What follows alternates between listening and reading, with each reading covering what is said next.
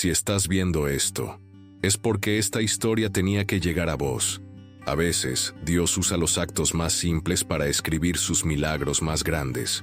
Y lo que vas a ver hoy te va a cambiar por dentro. ¿Alguna vez sentiste que el mundo estaba dividido sin remedio? ¿Que el odio heredado no podía transformarse en algo bueno? Entonces quédate, por favor, porque esta historia no es una fantasía. Es un testimonio real, emocionante y profundamente inspirador sobre cómo un gesto de ternura en medio de la violencia puede abrir caminos que ni la historia se atrevió a imaginar. Hoy, en Lo que nos une, vas a conocer a una mujer viuda, sola en la frontera, y a un guerrero apache que llegó a su puerta al borde de la muerte. Lo que ocurrió entre ellos no solo salvó una vida, cambió el destino de generaciones enteras, y puede renovar la forma en que vos ves la vida, la fe y al otro. Si esta historia ya te tocó el corazón, por favor, dale un like con cariño. Eso nos ayuda muchísimo a seguir compartiendo relatos que sanan el alma. Y suscríbete ahora mismo. Más del 70% de las personas que ven nuestros videos no están suscritas. No te pierdas las próximas historias. Te prometo que cada una de ellas tiene el poder de tocar algo sagrado en vos. Contame en los comentarios. ¿Alguna vez un acto inesperado de bondad te cambió la vida? Tu experiencia puede inspirar a otros hoy. A veces, la historia no comienza con un disparo ni con un grito, sino con un suspiro. El de Elena, por ejemplo, una mujer de rostro sereno y mirada cansada, que desde la muerte de su esposo, vivía sola en una cabaña de madera agrietada por el viento. Aquel verano, el sol no daba tregua en la frontera de Piedra Clara, y los rumores de violencia entre colonos y tribus no hacían más que alimentar el miedo. Pero para Elena, el mayor ruido era el del silencio. Cultivaba hierbas con las manos curtidas y hablaba consigo misma entre frascos de vidrio y recetas heredadas. Fue en una de esas tardes densas, cuando el calor parecía derretir los pensamientos, que algo rompió la monotonía. Un gemido, suave, humano, doloroso. Al seguir el sonido, encontró a un hombre tendido entre las rocas, cubierto de polvo, sangre seca y espinas. Su piel era de cobre, su cabello oscuro, sus ojos apagados. Era un apache, uno de los tantos de los que hablaban con odio en el pueblo, como si no fueran más que fantasmas salvajes. Pero Elena no vio eso. Vio un cuerpo desgarrado y una respiración entrecortada, y aunque su corazón latía con fuerza, aunque sabía lo que decían los vecinos, que ofrecer ayuda a un apache era traición, hizo algo que cambiaría su vida para siempre. Se inclinó, sacó su cantimplora de cuero y le ofreció agua. Esa agua tibia, que para muchos no era nada, para él fue un milagro, y para ella el inicio de algo increíble. Desde ese día, nada volvió a ser igual. Aquel gesto, aparentemente simple, fue un acto de valentía silenciosa, de compasión en tiempos de guerra, de ternura en medio de una tierra reseca por la desconfianza. No era un día cualquiera, y lo que nadie sabía es que ese pequeño acto de humanidad rompería un ciclo de odio que llevaba generaciones enterrado en el polvo de esa frontera olvidada. Elena no buscaba gloria, ni perdón, ni redención. Solo no pudo mirar para otro lado, y tal vez eso sea lo que nos salva, tarde o temprano. Vos también sentís que, a veces, una decisión pequeña puede cambiar el destino entero. Elena no sabía exactamente qué la guiaba, si la memoria de su abuela curandera, la soledad que pesaba en su pecho, o simplemente el impulso de no dejar morir a otro ser humano frente a sus ojos. Como pudo, cargó al apache herido, a quien luego conocería como Nakaro, hasta su cabaña. Su cuerpo estaba cubierto de cortes, moretones y una herida profunda en el abdomen. Usó whisky viejo como antiséptico, hojas de árnica silvestre para bajar la inflamación y vendó con tiras de sábanas desgastadas. Durante 3 días, lo alimentó con caldo tibio. Bajó su fiebre con paños fríos y le habló, aunque él no pudiera entenderla del todo. Poco a poco, Nakaro empezó a responder. no con palabras, sino con gestos, con una mirada que ya no era de terror sino de gratitud. Fue entonces cuando, en un español roto, le contó lo que le había pasado. Había sido emboscado por cazadores de recompensas, y todos los de su grupo, familia, amigos, hermanos de tribu, habían sido masacrados. Él fue el único que logró escapar, arrastrándose hasta la frontera. Escuchar aquello dejó a Elena con un nudo en la garganta. Ya no era solo un hombre herido, era la última chispa de un fuego casi extinguido. Lo increíble no era que aún viviera, sino que aún confiara en alguien. Esa cabaña, que durante años fue un refugio para el duelo de Elena, se convirtió en un santuario de humanidad. Mientras Nácaro sanaba por fuera, algo dentro de ambos también comenzaba a curarse. La tristeza muda de ella, el dolor ancestral de él, cada cucharada, cada palabra mal pronunciada, cada noche en vela, tejían una nueva forma de convivencia, hecha de silencio, de compasión y de respeto. Y aunque ninguno de los dos lo supiera aún, ese pequeño espacio entre las montañas estaba siendo testigo de una transformación emocional que desafiaba todo lo que el odio histórico había impuesto.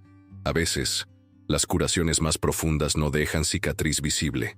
A medida que los días pasaban y la fiebre de Nácaro cedía, algo más comenzaba a florecer en aquel rincón perdido de la frontera, la curiosidad mutua. Aunque sus idiomas eran diferentes, Elena y él encontraron un modo de comunicarse más antiguo que las palabras, el de las manos, los gestos, los ojos que se miran sin miedo. Una mañana, mientras ella trituraba raíces para una infusión, Nácaro le señaló una planta cerca del arroyo. Era amarga, resistente, y él la usaba para limpiar el alma en ceremonias de despedida. Esa palabra, despedida, resonó fuerte en Elena. Desde la muerte de su esposo, no había logrado decirla del todo. Él le enseñó a identificar plantas que ella jamás había tocado. Le mostró cómo leer los cambios del viento, cómo predecir la lluvia por la forma de las nubes, cómo caminar sin dejar huellas. A cambio, Elena le enseñó a enhebrar agujas, a hacer botones con madera, a remendar ropa rota. Ninguno pretendía imponer su saber al otro. Era una danza suave, como si cada nuevo aprendizaje fuera un puente. En las tardes, compartían historias. Él, con palabras torpes y dibujos en la tierra. Ella, con lágrimas en los ojos, recordando las cartas que su esposo escribía desde el frente. El pasado dolía, pero también unía. Así nació un lenguaje. No uno que pudiera escribirse en libros, sino uno tejido con confianza, ternura y respeto. En apenas unos días, el miedo ancestral se transformó en colaboración. Lo que comenzó con una herida abierta, ahora era una ventana entre dos mundos. Lo increíble no era solo que se entendieran, sino que quisieran entenderse. Y aunque aún no lo sabían, estaban sembrando algo mucho más grande que palabras. Estaban sembrando esperanza. ¿No es así como empieza todo lo que vale la pena? Con dos personas dispuestas a escuchar. Elena no dormía bien desde hacía años, pero esa noche algo distinto la despertó. Tal vez fue el crujido leve de la madera vieja, el susurro del viento, o apenas la intuición de que algo estaba a punto de cambiar.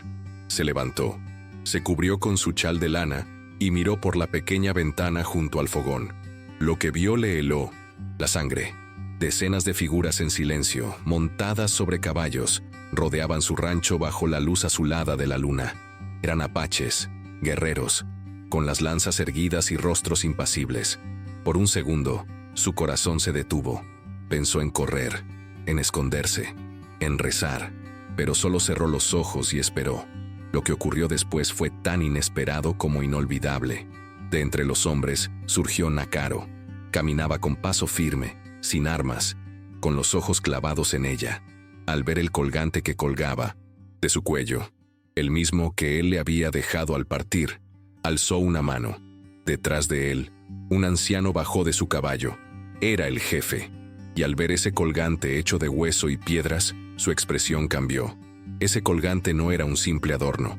Era símbolo de honor, de pertenencia, reservado para quienes habían salvado la vida de un guerrero, y con ello, se habían convertido en parte de su familia espiritual. Helena no lo sabía, pero ya no era una extraña. La tensión se disolvió como el hielo al sol. Bajaron las armas, encendieron una fogata. Nadie gritó, nadie exigió nada. Solo se sentaron, como si lo que hubiera que decir pudiera esperar. Lo que nadie sabía era que esa noche no era una amenaza, era un ritual, un reconocimiento, un reencuentro que iba más allá de la sangre o de las palabras. El rancho de Helena, que había sido símbolo de frontera, se convertía ahora en un punto de unión. Lo que parecía el fin, era el inicio de algo mayor. ¿Cuántas veces el miedo nos hace cerrar puertas que el destino intenta abrir? A la mañana siguiente, el sol aún no había tocado del todo el valle cuando los apaches comenzaron a descargar sus regalos. No hablaban mucho, pero sus gestos decían todo. Colocaron cestas llenas de frutos secos, pieles curadas, raíces sagradas y amuletos tejidos por mujeres sabias. Eran ofrendas de respeto, de gratitud, de reconocimiento. Helena, sin saber qué protocolo seguir, respondió con lo que tenía. Entregó frascos de conserva que había hecho con sus propias manos, un saco con semillas de calabaza y una manta que había tejido durante los largos inviernos de soledad. El intercambio fue silencioso, pero cargado de significado. No era comercio, era confianza. Aquella tarde, el fuego crepitó en el centro del patio de tierra. Los niños apaches se sentaron en círculo, junto a los hijos de viudas del pueblo cercano que Helena solía ayudar. Náscaro se arrodilló y comenzó a trazar con palos la historia de su pueblo sobre la arena. Habló de migraciones, de espíritus, guardianes de montañas sagradas. Helena, con voz pausada, contó sobre la guerra civil, sobre cartas que ya no llegaban, sobre su esposo caído. Ambos compartían ausencias, pero también algo más, el deseo de que el dolor no se heredara. Y fue allí, bajo la luz naranja do entardecer, que nació algo raro, una alianza sin contratos. Lo que se vivió ese día no fue una simple visita, ni un acto simbólico más. Fue el nacimiento de una promesa muda entre dos mundos, un pacto que no fue firmado en papel, pero quedó sellado en las miradas, en los objetos intercambiados, en la historia contada al calor del fuego. Lo que nadie imaginaba era que, desde ese rancho olvidado por las leyes y los mapas, surgiría una nueva forma de convivencia, una que no exigía que nadie dejara de ser quien era, sino que todos fueran vistos con dignidad. ¿No es eso al final lo que todos anhelamos? Un lugar donde podamos pertenecer, sin tener que fingir. Fue Náscaro quien, una tarde mientras reparaban el corral juntos, se atrevió a proponerlo. ¿Y si nadie más tuviera que huir?, dijo con voz baja pero firme. Helena lo miró largo rato, no con miedo, sino con el peso de quien sabe que los sueños grandes también traen riesgos. Pero algo dentro de ella, quizás el recuerdo de su abuela o el silencio de las noches frías, le respondió sin palabras. Asintió. Así, ese rancho perdido en medio de la nada comenzó a transformarse en refugio. Llegaron viudas, esclavos liberados, niños sin apellido, familias apache, desplazadas, y sin reglas escritas, sin juramentos forzados, nació Agua Dulce. Las casas se levantaban con mezcla de técnicas: adobe indígena, tejas colonas, madera reciclada de carretas abandonadas. Los patios eran espacios de reunión, donde se cocinaban guisos comunitarios, se tejían historias y se curaban heridas que no siempre eran visibles. La convivencia no era perfecta, pero era real. Cada quien aportaba lo que sabía. Unos enseñaban a leer, otros a plantar según las fases lunares. Lo que parecía imposible, una alianza cultural duradera, se volvió cotidiano. El idioma que hablaban no tenía nombre, pero sonaba a pertenencia. Agua Dulce ya no era un lugar, era un hogar. Fue Helena quien propuso fundar una escuela, pero no una común. Allí, bajo un techo de ramas entrelazadas, se enseñaba álgebra, junto a mitología apache. Se escribía en inglés, español, y se comenzaba a registrar una escritura fonética para el apache, nacida del oído atento de los abuelos. Los niños crecían sin prejuicios, aprendiendo que el pasado duele, sí, pero también enseña. Agua dulce germinaba no solo en la tierra, mas en los corazones. ¿Y si la verdadera revolución no viniera de armas, sino de cuadernos, ollas y canciones compartidas? Todo parecía fluir con armonía en Agua Dulce, hasta que una noche sin luna, o mejor, sin aviso, el miedo volvió a tocar sus puertas. Un grupo de hombres llegó armado, movido por intereses mineros que veían en la tierra fértil una amenaza para sus planes. No hablaron, no negociaron, solo prendieron fuego. Las llamas devoraron el granero, las reservas de semillas y parte de la cabaña donde Elena aún conservaba las cartas de su marido. El humo negro subió al cielo como un grito, como una advertencia brutal de que la paz verdadera aún tenía enemigos. Lo que parecía una utopía fue puesta a prueba, pero lo que ocurrió después fue aún más impresionante. Nazcaro dio el primer grito de alerta. En minutos, los guerreros apache llegaron, flanqueando los techos con arcos tensados. Los colonos, armados solo con herramientas de trabajo, corrieron para formar una cadena de agua improvisada. No hubo distinción entre razas, idiomas o historias. Solo había una comunidad defendiéndose. Algunos lloraban, otros gritaban, otros rezaban en voz baja. Elena, con las manos negras de hollín, sostuvo a una niña pequeña que no dejaba de temblar. Fue una noche larga, pero también un recordatorio. El verdadero fuego era el que ardía en los corazones unidos. En los días siguientes, nadie esperó ayuda externa. No hubo lamentos prolongados, solo acción. Las estructuras fueron reconstruidas con rapidez, las fogatas encendidas de nuevo, las mantas tejidas entre todos. Las paredes quemadas se convirtieron en murales con símbolos de ambas culturas. Lo increíble no fue que resistieran, sino que lo hicieran juntos. Aquel incendio que intentó dividirlos solo reforzó el tejido invisible que los unía. ¿Cuántas veces, en la vida, lo que parece destrucción es apenas, o preludio de algo más fuerte? A veces lo que arde es justo lo que necesitábamos para renacer. La noticia del pequeño asentamiento llamado Agua Dulce empezó a circular más allá de los caminos de tierra. Algunos la llamaban herejía, otros milagro.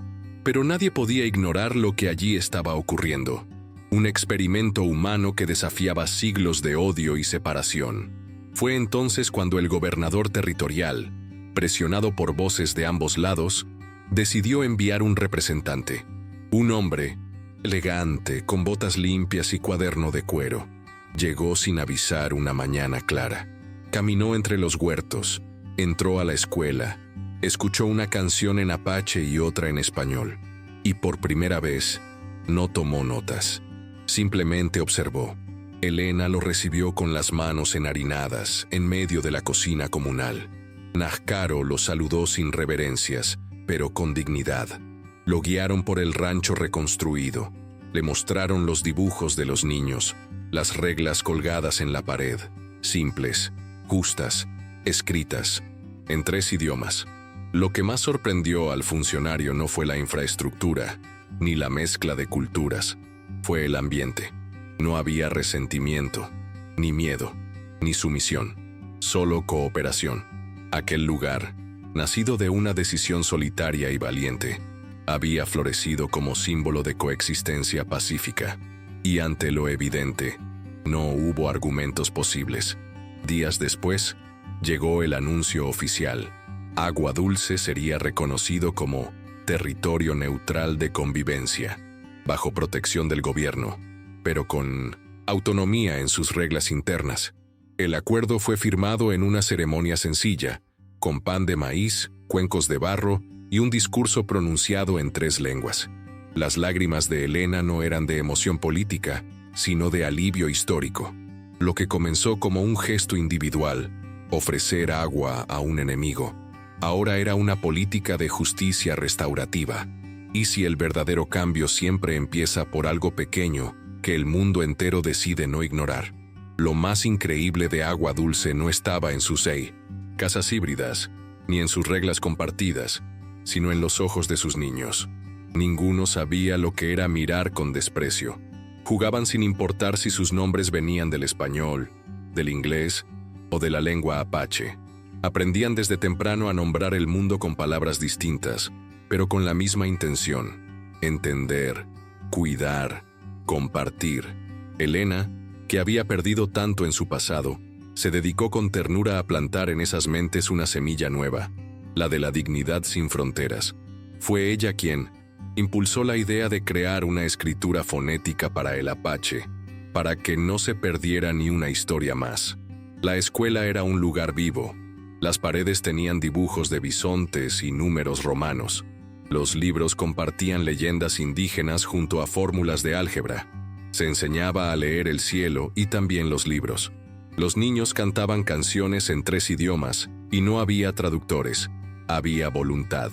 Algunas clases eran dirigidas por sabios de la tribu, otras por exsoldados que habían renunciado a la guerra.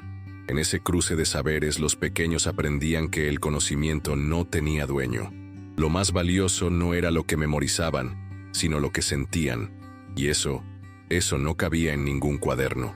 Los recreos eran puentes. Los errores de pronunciación no causaban burlas, sino risas. Una niña podía corregir a un anciano con respeto, y un niño podía enseñar geometría con piedras. Agua Dulce no quería formar ciudadanos del futuro, sino guardianes del presente. Ser bilingüe ya no era suficiente. Allí se hablaba un idioma nuevo, el del corazón abierto. Tal vez por eso, cada visitante que llegaba salía distinto, porque donde no hay prejuicio, hay espacio para la esperanza. ¿Y vos? ¿Te imaginas cómo sería el mundo si todos aprendiéramos así, desde el comienzo? Elena vivió hasta los 87 años. Não teve filhos de sangue, pero centenas de pessoas a chamavam de madre, abuela, maestra ou simplesmente la mujer que ofreció agua. Seus cabelos, antes cor de trigo, tornaram-se prata com o tempo, mas seus olhos nunca deixaram de procurar sentido nas coisas simples. O vento que muda, o broto que nasce, o olhar de quem carrega dor. No dia de sua partida, o povo de Agua Dulce não chorou em silêncio. Cantaram, contaram histórias e a enterraram sob um roble antigo, junto ao colgante que selou sua travessia entre 2 mundos. Aquele colgante, agora sagrado, repousava sobre seu peito como um selo de identidade compartilhada. Nakaro, que já não empunhava lanças nem pintava o rosto com símbolos de guerra, passou a esculpir figuras de madeira para as crianças. Sua força estava nas mãos calmas e na memória vívida. Caminhava devagar, mas sua presença seguia firme como as montanhas. Era respeitado por todos, não por medo, mas por gratidão. Ao lado da tumba de Helena, construiu um pequeno altar com pedras, flores do campo e 3 figuras. Uma mulher de trança, um lobo e uma criança. Era sua forma de dizer: ela nos deu um futuro. Não havia cerimônia oficial, mas o silêncio coletivo dizia tudo. O amor verdadeiro não precisa de tradução. Ambos ficaram como raízes profundas naquela terra. Helena, símbolo da compaixão silenciosa. Nakaro, o guerreiro que soube baixar as armas para proteger algo maior. Agua Doce, como muitos agora a chamavam, sobreviveu a ataques, secas, doenças e até ao esquecimento do mundo lá fora. Mas jamais perdeu sua alma. E talvez, só talvez, seja isso o que realmente nos mantém vivos. A lembrança de quem nos ensinou que coexistir não é ceder, é acolher. E vos? ¿Quién recordás cuando pensás en alguien que cambió tu vida sin pedir nada a cambio?